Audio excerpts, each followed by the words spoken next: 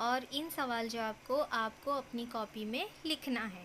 ہم دیکھیں گے ایک جملے میں جواب کس طرح لکھے جائیں گے۔ تو آئیے شروع کرتے ہیں۔ پہلا سوال ہے، عرب کے لوگ اپنے چھوٹے بچوں کو کہاں بھیجتے تھے؟ اس کا جواب ہے، عرب کے لوگ اپنے بچوں کو پرورش کے لیے دیہاتوں میں رہنے والے بدوؤں کے گھر بھیج دیا کرتے تھے۔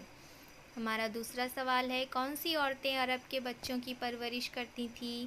اس کا جواب ہے، بدو عورتیں عرب کے بچوں کی پرورش کرتی تھیں۔ سوال نمبر 3، بی بی حلیمہ رضی اللہ تعالیٰ عنہ کون تھی؟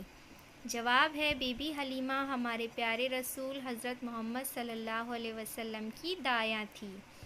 سوال نمبر 4، بی بی حلیمہ رضی اللہ تعالیٰ عنہ کی اونٹنی کیسی؟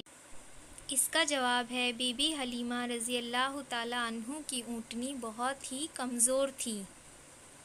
اس کے بعد آتا ہے ہمارا سوال نمبر 5، بی بی حلیمہ رضی اللہ تعالیٰ عنہ کی غیر حاضری میں اللہ کے رسول حضرت محمد صلی اللہ علیہ وسلم کو کون سنبھالتا تھا؟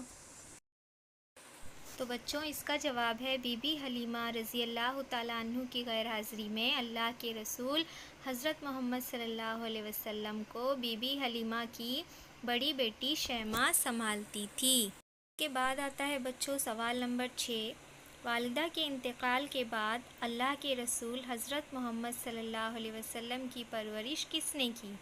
اس کا جواب ہے، والدہ کے انتقال کے بعد اللہ کے رسول حضرت محمد صلی اللہ علیہ وسلم کی پرورش آپ کے دادا اور چچا نے کی۔ تو بچوں جس طرح سے آج میں نے آپ کو سوال جواب لکھ کر دکھائے، آپ کو بھی اپنی کاپی میں بالکل ویسے ہی لکھنا ہے اور اس کی